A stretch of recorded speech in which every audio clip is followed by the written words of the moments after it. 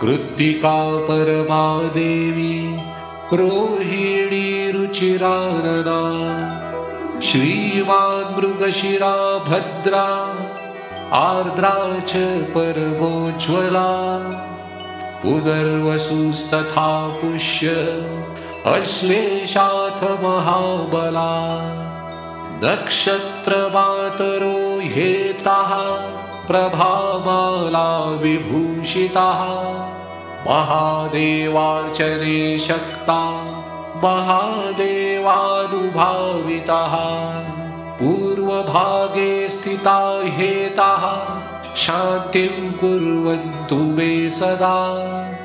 मघा सर्वगुणोपेता पूर्वा चैव तु फाल्गुनी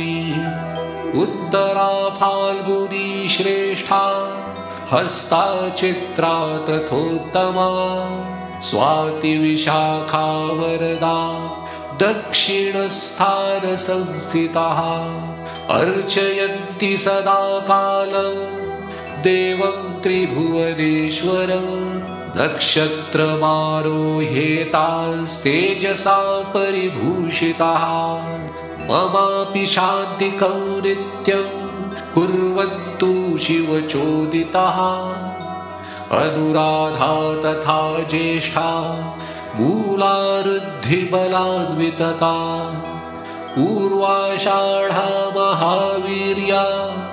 आषाढा चोत्तरा शुभा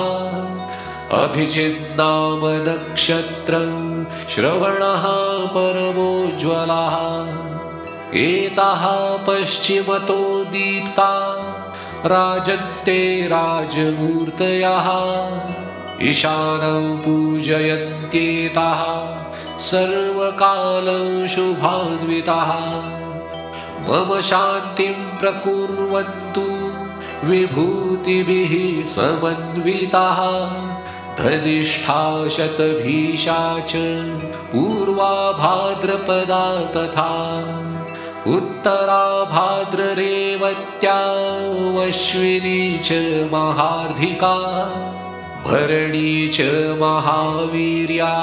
नित्यमुत्तरतः स्थितः शिवार्चनपरा नित्यं शिवध्यानैकमानसाः शान्तिं कुर्वन्तु मे नित्यं सर्वकालं शुभोदयः इति नक्षत्रशान्तिस्तोत्रं सम्पूर्णम्।